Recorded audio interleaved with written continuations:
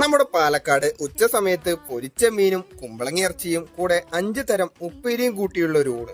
മാത്രമല്ല ഇവിടെ കുറെ വെറൈറ്റി ഐറ്റംസ് ഉള്ള ഒരു സ്പോട്ടാണ്. ഉച്ച സമയത്ത് ഇവിടെ വെറൈറ്റി ആയ മീനും ബിരിയാണി ഇവിടെ കിട്ടും. അപ്പൊ ഞാൻ പറഞ്ഞു വരുന്നത് നമ്മുടെ അതിഥീസിനെ കുറിച്ചാണ്. ചന്ദ്രനഗർ അതിഥീസിന്റെ ഒരു പുതിയ വലിയ റെസ്റ്റോറന്റ് ആണിത്.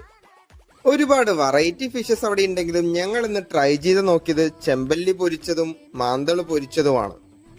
അത്യാവശ്യം നല്ല ക്വാണ്ടിറ്റി ഉള്ളൊരു ഫിഷാണ് അവരവിടെ പ്രൊവൈഡ് ചെയ്തിട്ടുള്ളത്. പിന്നെ ഉച്ചയൂണിന് ശേഷം ഒരു കിടിലൻ സേമിയ പായസം കൂടിയായപ്പോൾ സദ്യ ഗംഭീരം. ഒരു ഉച്ചയൂണിന് അവർ ചാർജ് ചെയ്യണത് 80 രൂപയും ഒരു സേമിയ പായസത്തിന് അവർ ചാർജ് ചെയ്യണത് 20 രൂപയാണ് കേട്ടോ. ഉച്ചയൂണ് മാത്രമല്ല ബ്രേക്ക്ഫാസ്റ്റും ഡിന്നറും ഇവിടെയുണ്ട്. ഞങ്ങളിന്ന് ഡിന്നറിന് ട്രൈ ചെയ്ത് നോക്കിയത് ഇവരുടെ ചിക്കൻ കറി ദോശയും എഗ്ഗ് ദോശയും ചിക്കൻ കൊത്തു പൊറോട്ടയുമാണ്. ഇവിടുത്തെ എല്ലാ ഭക്ഷണവും ഒന്നിനൊന്ന് മികച്ചത് തന്നെയാണ്.